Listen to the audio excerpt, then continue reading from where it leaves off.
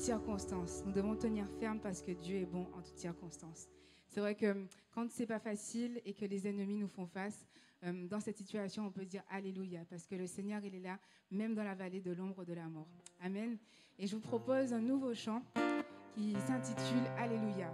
Donc, n'hésitez pas à le chanter, ce sera projeté, et surtout à le prendre, à le recevoir dans votre cœur. Il est bon. Alléluia.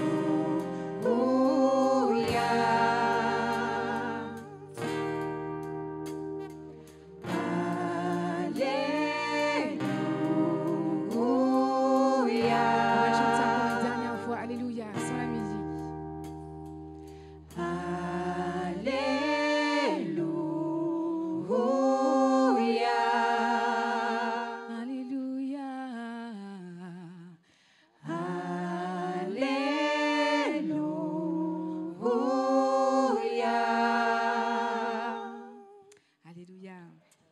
Gloire à Dieu. Dieu, nous voulons voir ta gloire. Nous voulons voir que la manifestation du Saint-Esprit descendra en ce lieu. Et c'est le prochain chant qu'on va prendre.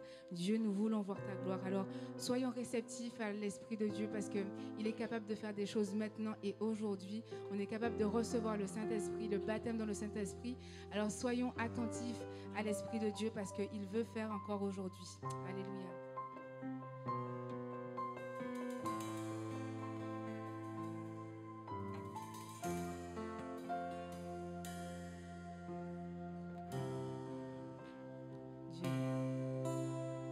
Dieu, nous voulons voir ta gloire descendre en ce lieu parmi nous.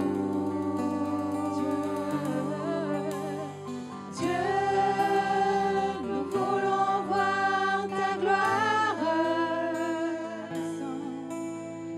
descendre en ce lieu parmi nous. Dieu,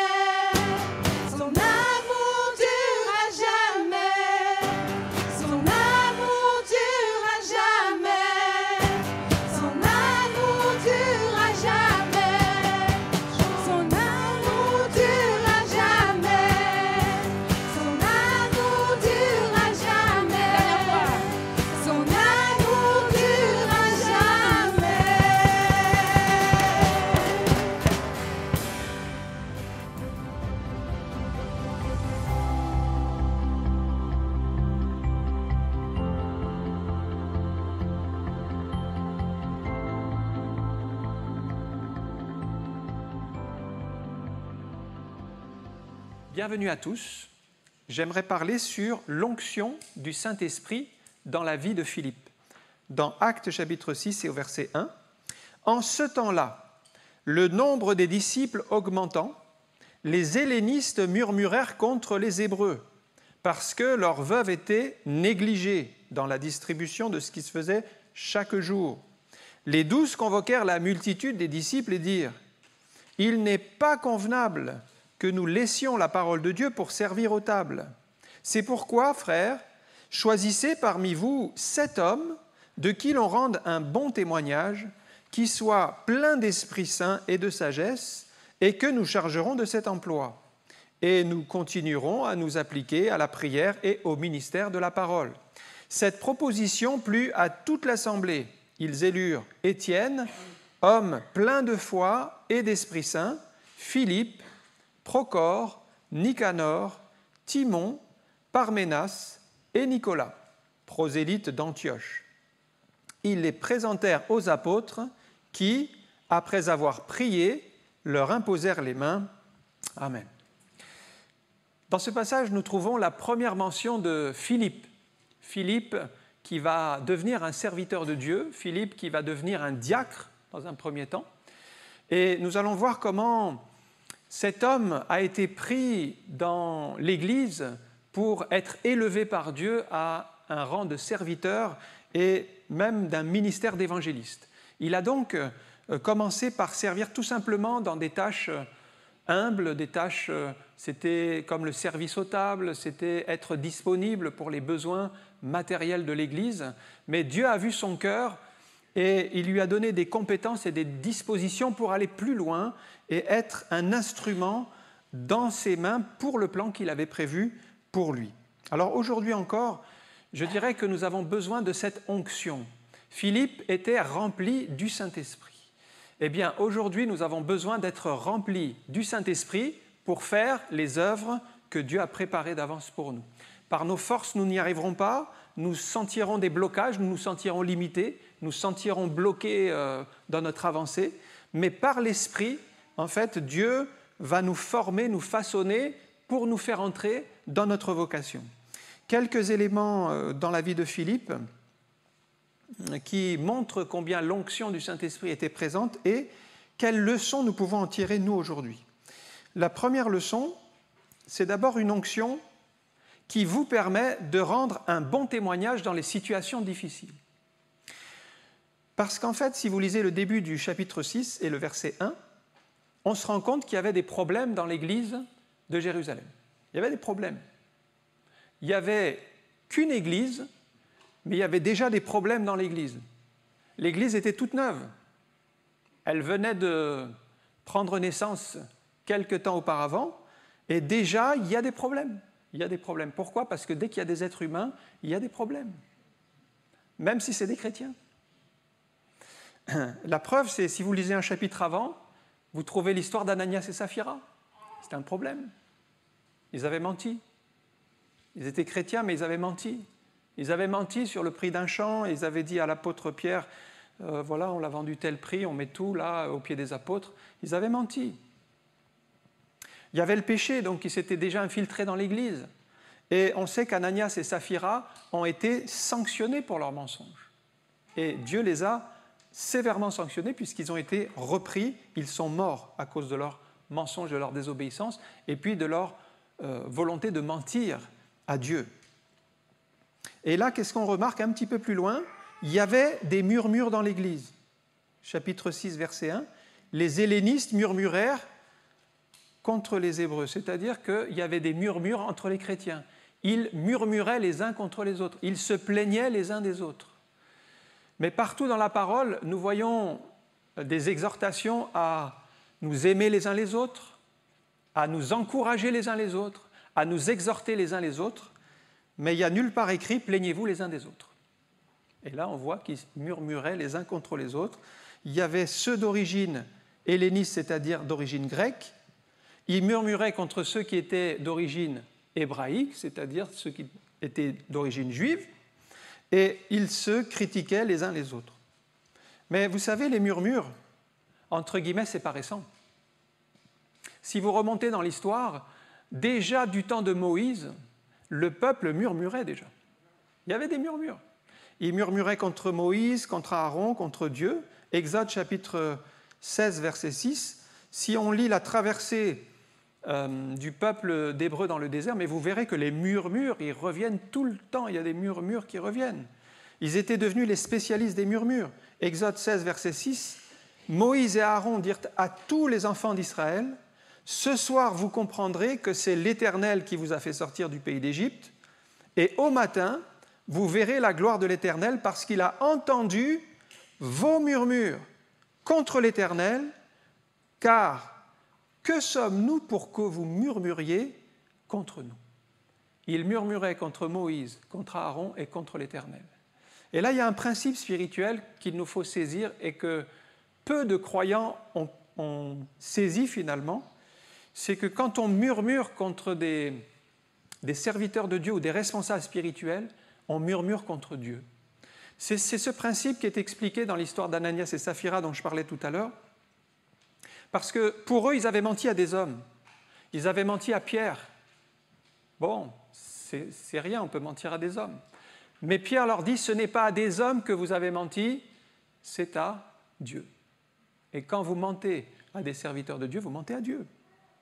Vous mentez à Dieu. Et c'est un grave péché. Il y a peu de chrétiens qui ont fait cette connexion entre les serviteurs que Dieu a établis et sa propre personne. Et quand on trompe un serviteur, on trompe Dieu. Il y a cette connexion qui est faite. Et dans les murmures, Dieu entend ces murmures contre Aaron, contre Moïse, et il les prend pour lui. C'est comme si on murmurait contre Dieu. Et à ce moment-là, les chrétiens qui n'ont pas saisi cela, bien, ils ne réalisent pas que c'est contre-productif. Et en fait, en murmurant, en fait, on est en train de décourager tout le monde. Alors, Paul a une exhortation dans 1 Corinthiens 10, 10.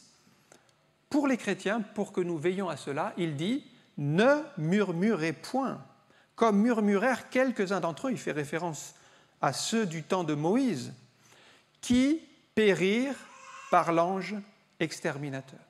Ah, ne murmurez point, ça c'est pour nous, enfants de Dieu, ne tombons pas dans ce piège comme sont tombés le peuple hébreu, comme est tombée la première Église. Veillons sur notre bouche, sur notre pensée, afin de nous entretenir de la parole de Dieu.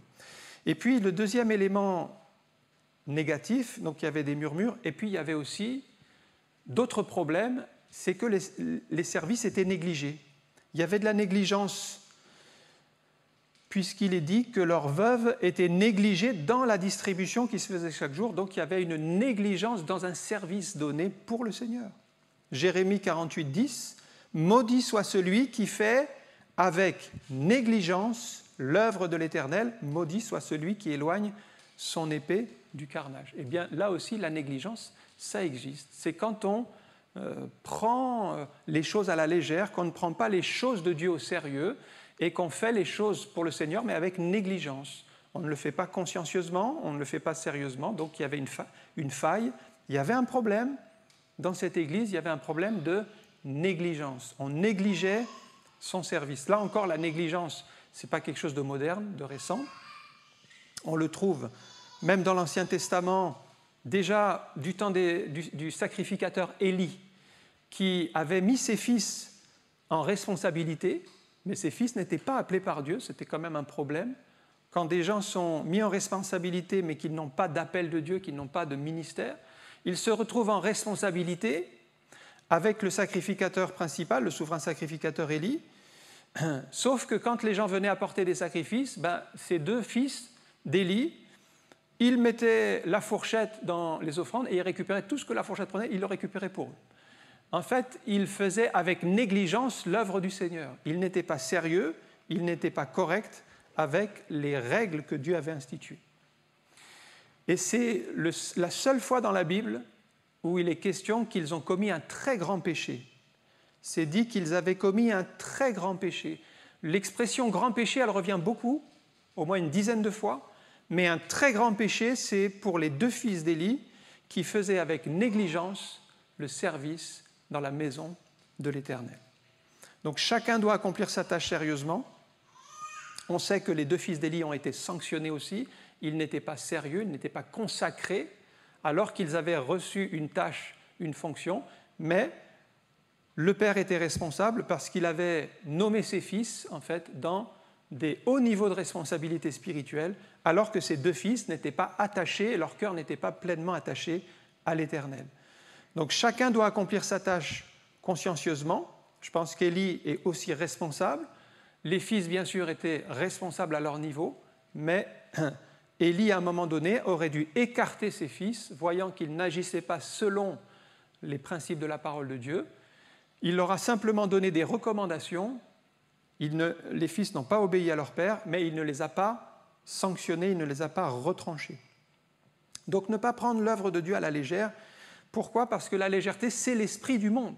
Si nous sommes légers avec les choses de Dieu, c'est déjà l'esprit du monde qui rentre dans notre cœur et nous faisons les choses de Dieu avec légèreté. Maintenant, quand les problèmes se multiplient, les murmures se multiplient, la négligence se multiplie, qu'est-ce qu'il faut ? On a besoin d'hommes et de femmes remplis du Saint-Esprit. Ça va être les 7 diacres, dont Philippe fait partie. Pas besoin des discours, pas besoin de morale, parce que quand il y a des problèmes, il y a toujours des gens qui peuvent vous parler des problèmes et dire que ça ne va pas et qu'on n'y arrive pas. Mais pour agir, il ne faut pas simplement parler, il nous faut être remplis du Saint-Esprit pour faire l'œuvre de Dieu. Parce que parler, ça ne suffira pas. Et pour agir, remarquez ceci, c'est qu'ils vont chercher des gens qui sont remplis du Saint-Esprit. Ils ne vont pas chercher parmi ceux qui murmurent, ils ne vont pas chercher parmi ceux qui font de la négligence, ils vont chercher des hommes, des femmes remplis du Saint-Esprit pour faire l'œuvre de Dieu. Voilà leur témoignage. Il fallait qu'ils soient remplis du Saint-Esprit. Quel est notre témoignage ? Est-ce que nous sommes remplis du Saint-Esprit ? Est-ce que nous sommes de ceux qui murmurent ? Est-ce que nous sommes de ceux qui font avec négligence l'œuvre du Seigneur ? Ou est-ce que nous sommes de ceux qui sont remplis du Saint-Esprit ? Voilà le témoignage de Philippe. Il était différent des autres, rempli du Saint-Esprit. Vous témoignez par vos paroles. Donc il n'était pas dans le clan des murmures. Vous témoignez par votre comportement. Il n'était pas de ceux qui font avec négligence l'œuvre de l'Éternel. Vous témoignez par votre attitude, par votre ponctualité, par votre sérieux, par votre respect, par votre amour pour Dieu. Vous témoignez, vous rendez un témoignage. Et ainsi, le Seigneur élève les humbles et il rabaisse les orgueilleux. Et il voit ceux qui sont aptes à être à son service. La deuxième caractéristique de l'onction dans la vie de Philippe, c'est que l'onction vous qualifie pour l'exercice des responsabilités. Parce que les diacres que nous voyons ici au chapitre 6, ils vont servir aux côtés des apôtres. Les apôtres, c'était donc des ministères dons, les ministères que Jésus a donnés à l'Église. Il y a les apôtres, les prophètes, les pasteurs, les docteurs, les évangélistes. Les ministères dons vont être donnés à l'Église et à leur côté, il va y avoir des autres ministères comme les diacres, les évêques et toutes sortes de services qui vont se monter pour le fonctionnement de l'Église. Donc la fonction des diacres, c'est quoi ? Pourquoi est-ce qu'on a établi des diacres un jour dans l'Église ? C'était pour soulager les apôtres qui avaient pour ministère l'enseignement de la parole de Dieu et la prière. Et donc il fallait qu'ils se consacrent à la prière et la parole. Et pour qu'ils s'y consacrent pleinement, eh bien, on a suscité des diacres. Les diacres vont donc soulager les apôtres dans toutes sortes de tâches qu'ils ne pouvaient plus accomplir. Et on voit que les diacres vont faire partie des responsables de l'Église. Il y aura les diacres et les évêques. Vous les trouvez dans l'Église de Philippe, par exemple, dans les épîtres. Vous trouvez qu'il y a 2 sortes de responsables, les diacres et les évêques. Mais diacre, c'est déjà un responsable spirituel. Des femmes ont été nommées diacres, par exemple, Phoebé, diaconesse de Sancrée, a été chargée d'apporter la lettre de Paul aux Romains à la ville de Rome. Il y avait donc des responsables spirituels, même parmi les femmes, qui avaient été reconnus. Des qualifications pour trouver les diacres, eh bien, il y en avait 3. D'abord, il faut qu'ils donnent un bon témoignage. Donc on revient à quel est notre témoignage, comment est-ce que nous vivons notre foi. Il fallait qu'ils soient remplis du Saint-Esprit. Et troisièmement, il fallait qu'ils soient remplis de sagesse. Donc tous ceux qui voulaient postuler n'étaient pas forcément qualifiés. Il fallait déjà avoir ce témoignage Parce que pour servir le Seigneur dans les responsabilités, il y a un certain prix à payer et tout le monde n'était pas prêt à le payer.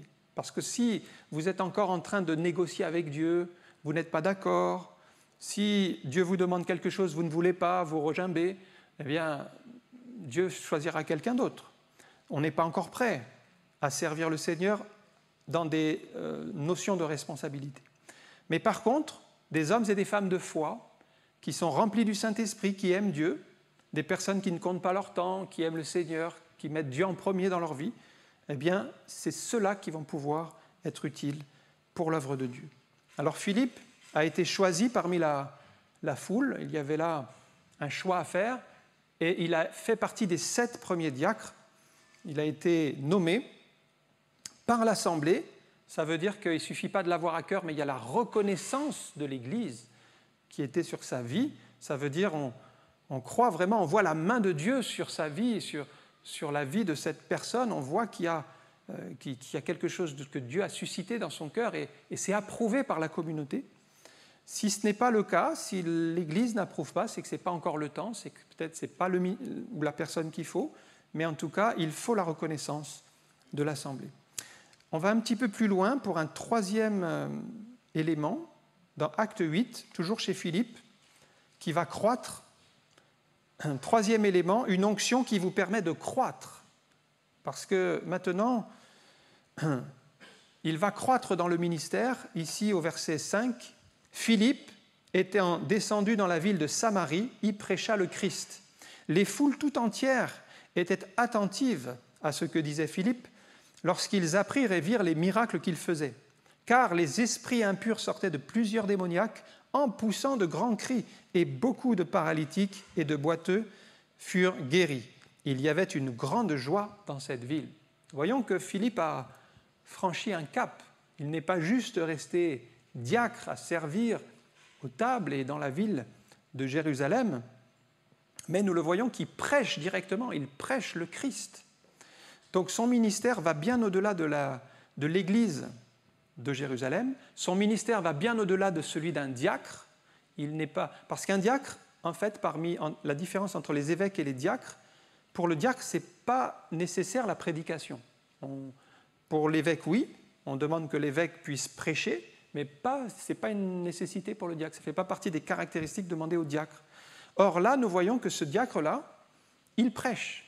Donc, il est allé plus loin que le ministère de diacre. Et nous allons voir qu'il va bifurquer vers le ministère d'évangéliste, qui est un autre ministère qui consiste à prêcher la parole de Dieu.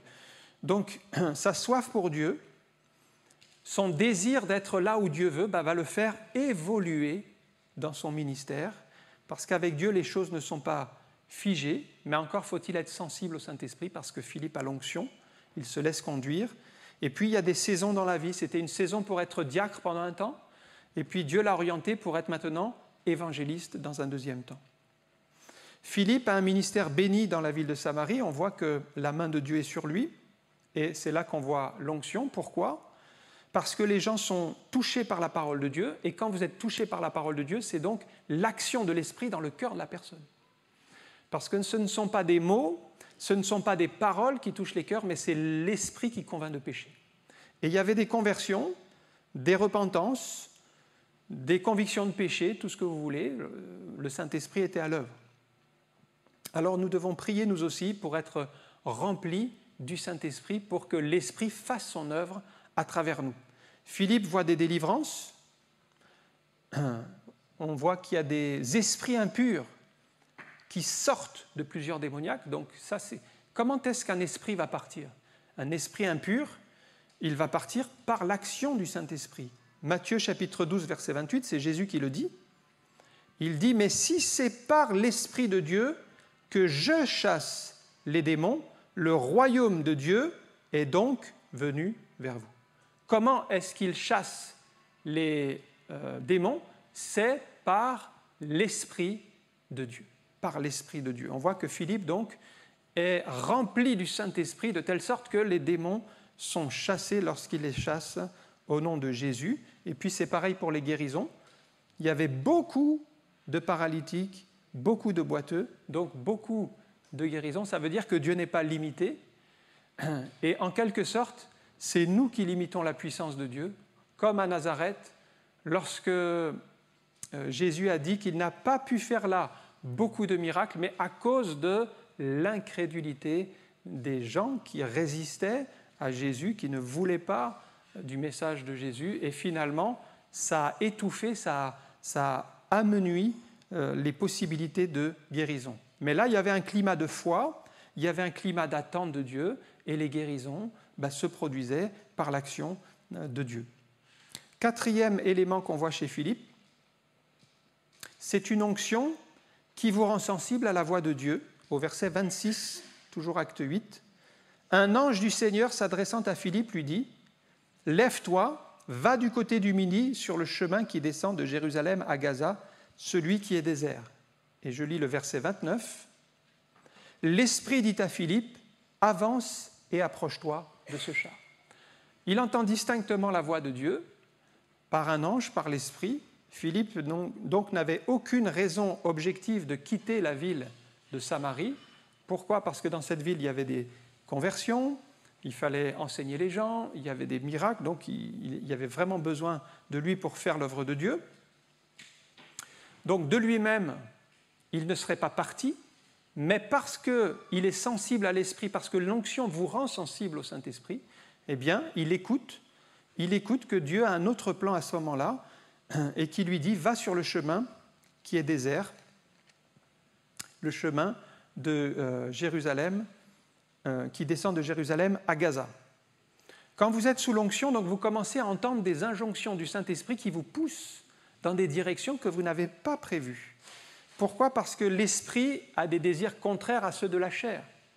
Peut-être, humainement parlant, Philippe était plus intéressé par rester à Samarie et faire l'œuvre de Dieu à Samarie. Mais comme il était sous l'onction du Saint-Esprit, il entend comme cette voix qui le pousse, va dans cette direction. C'est cette direction pour ta vie maintenant. Et c'est là où il faut encore obéir, parce que la direction est déstabilisante. Regardez un petit peu, quitter Samarie où vous êtes reconnu, où vous avez un ministère apprécié, il y a des foules, il y a des bénédictions, il y a des grâces, il y a toutes sortes de bonnes choses qui se passent. Et puis, Dieu l'envoie dans un endroit où il ne se passe rien, un chemin qui est désert, un chemin qui... Il n'y a pas de gens en fait, il n'y a pas de gens pour leur prêcher la parole de Dieu, c'est un chemin vide. Et c'est un petit peu déstabilisant parce que la parole de Dieu, quelquefois, nous ne la comprenons pas quand elle nous vient, ou la pensée de Dieu nous paraît étrange.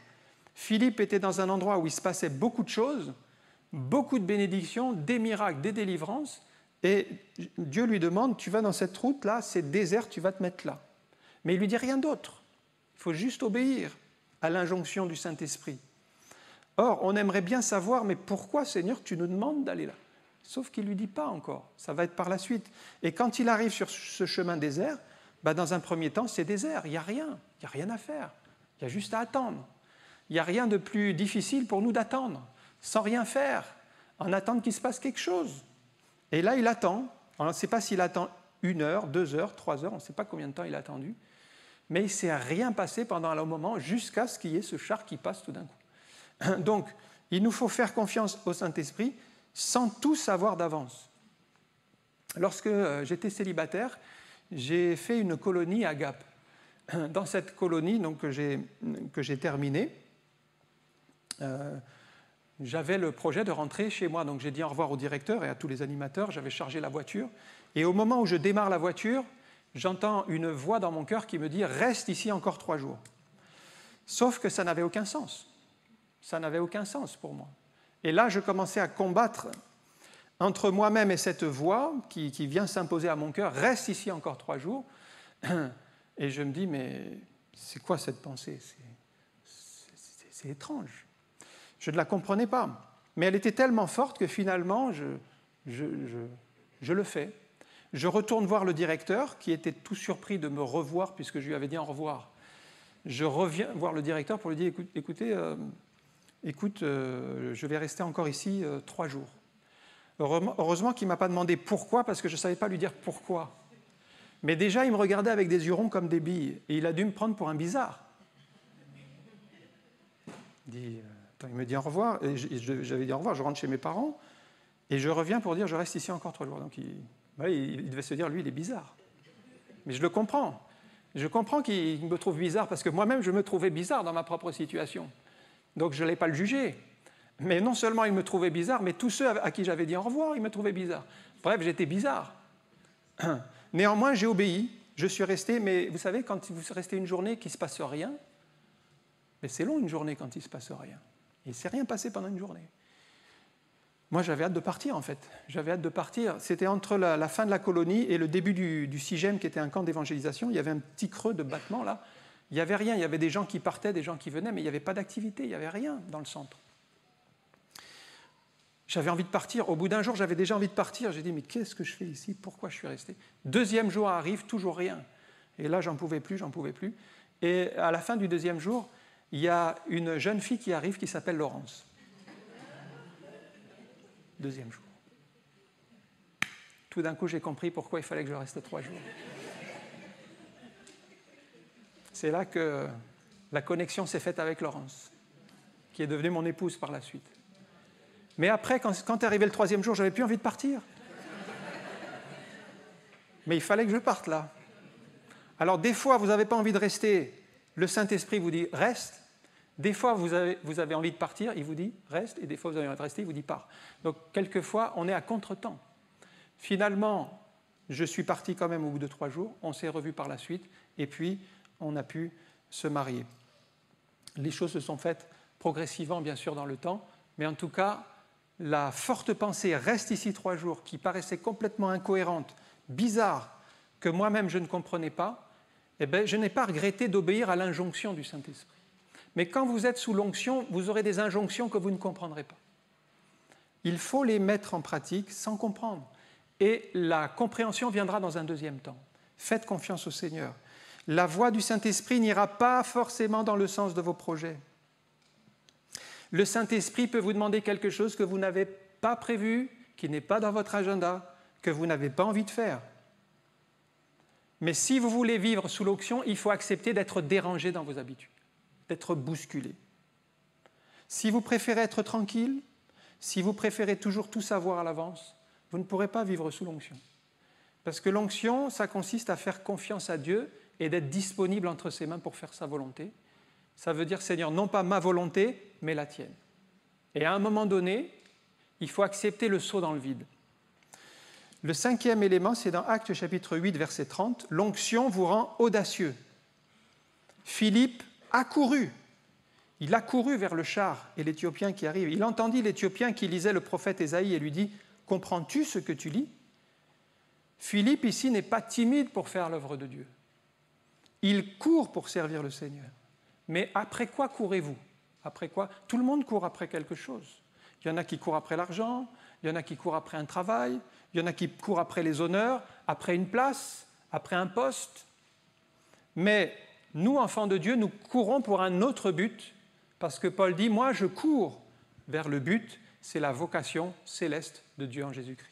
Notre vocation, elle est spirituelle, et courir pour les choses de Dieu, c'est notre vocation. Courir dans le combat spirituel, comme David va courir devant Goliath par la foi.